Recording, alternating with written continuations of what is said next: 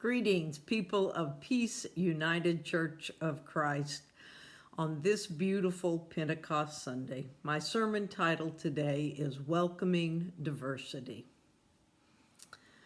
When the freed Spirit of God at this first Pentecost moment touched all, inspired all, opened all, blessed all, difference was made holy.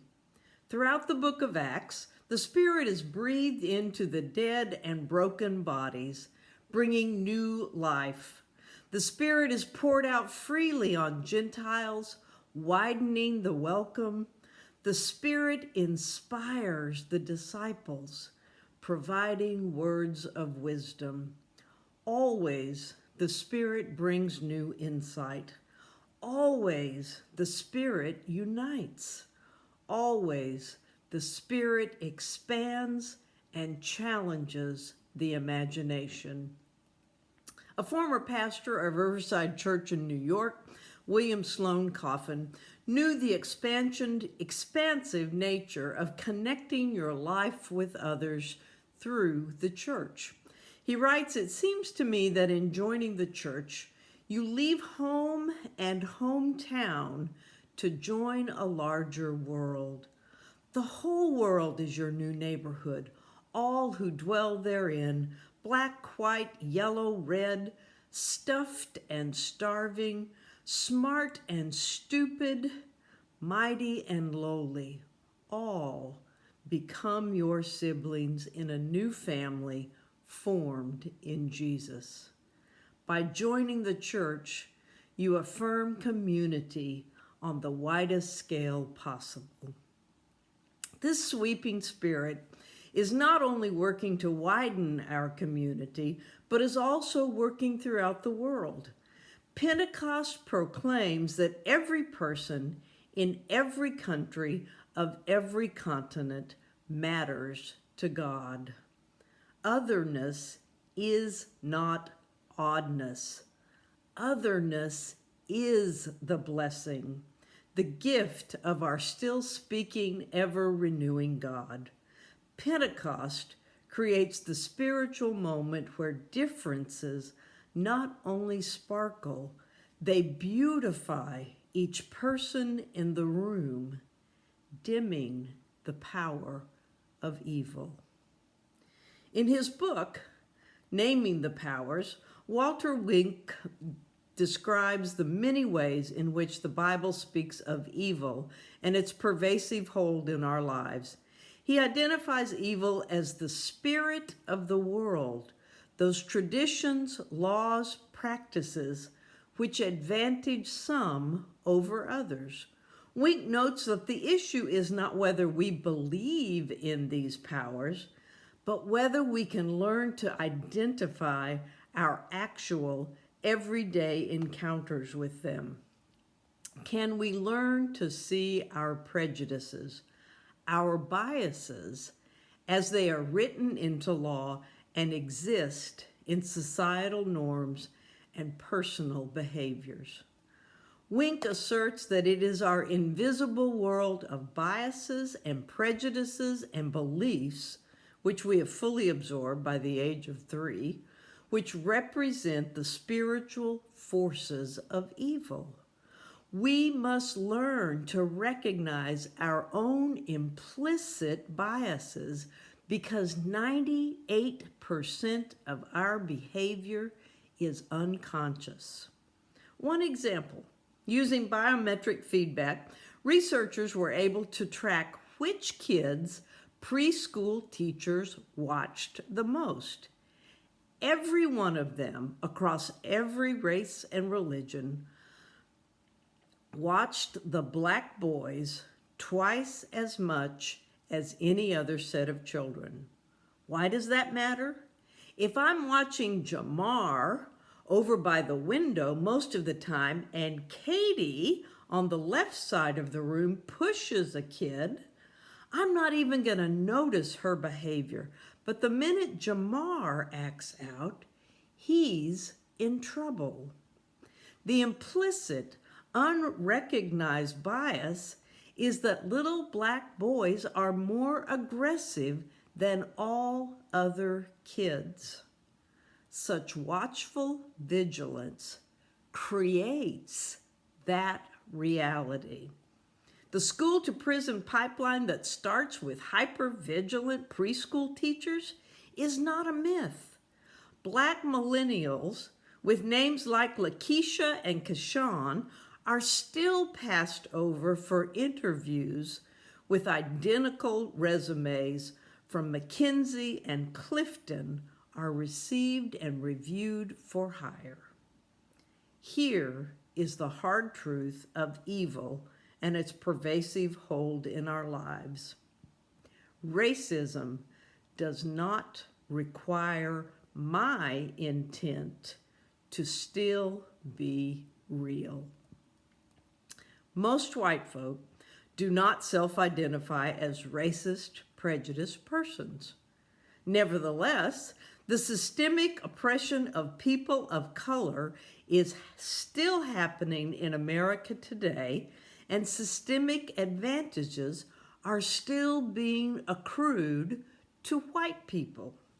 Let me share just a few highlights of the rules that have advantaged white people and shaped American life. In 1862, the Homestead Act granted citizens 160 acres of land for free if they could farm it for 5 years. African Americans, Native Americans were not citizens. 1933, Homeowners Loan Corporation gave none of its 1 million loans to black homeowners who then lost their homes and small farms during the remainder of the Depression. 1935, Social Security Act established. It did not extend coverage to farm workers and domestic workers. Blacks were more than twice as likely as whites to be employed as farm or domestic workers. 1944, the GI Bill steered white vets into jobs that were upskilled while forcing black vets into jobs below their skills. 2 million white veterans went to college on the GI Bill. Black vets were denied admission to most white campuses. Thousands of them squeezed into the historically black colleges and university. White veterans were approved for home and business loans at strikingly higher rates than were black veterans. Racism is a system, not simply a bad attitude. It involves white citizens having the power to carry out systemic discrimination through the major institutions of our society. Our ideal says America was not meant to be a country where the winner takes all. But that is the system we people of power created, and that system is brilliant at resisting change. When a black jogger can be killed by 2 white men who are not arrested for almost 3 months, and then a black man is seen dying in the street with a police officer's knee on his neck, it is no surprise that anger and violence has erupted.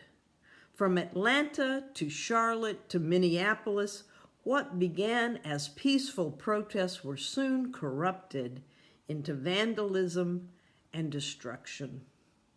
Frederick Douglass saw this coming in 1886, where justice is denied, where poverty is enforced, where ignorance prevails, and where any one class is made to feel that society is an organized conspiracy to oppress, rob, and degrade them.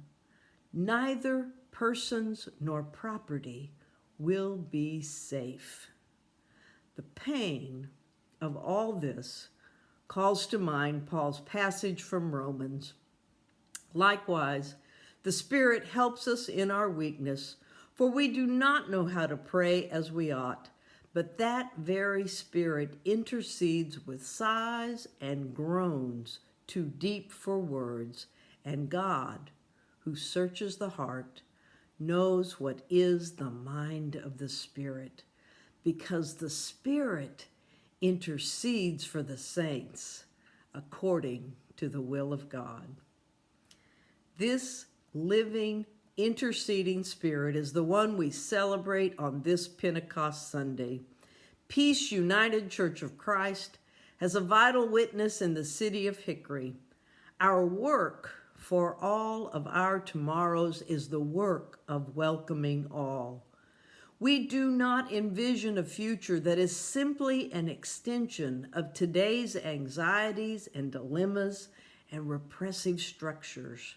We are pressing forward with a transformed future where we see the holy in every person of every color, every person of every sexual identity, every person of every nationality. We are working for that day when all know that otherness is the blessing, the gift of our still speaking, ever renewing God. We are living into a Pentecostal reality where differences not only sparkle, they beautify each person in the room. Alleluia. Amen. Walk in beauty.